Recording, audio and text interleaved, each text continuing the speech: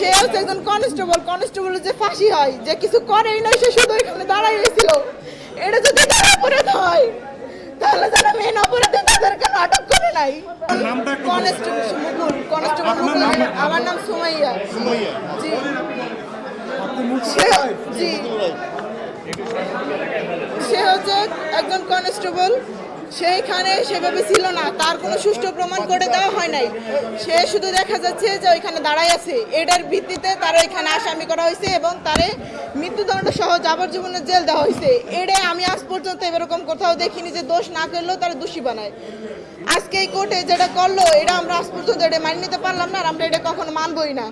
কারণ শাস্তি যাদের দেওয়া উচিত তারা দেয় নাই।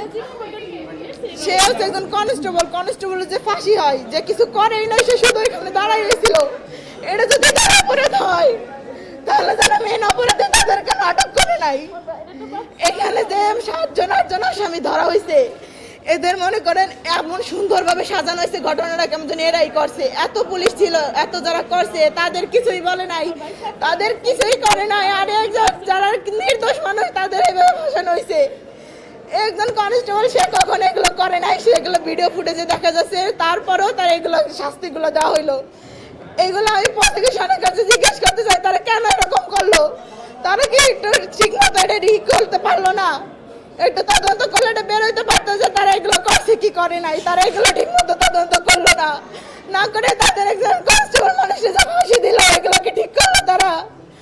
এই বাংলাদেশের মাটিতে যে এটা দেখতে হবে, এটা আমি আগে কখনো ভাবতে পারি নাই।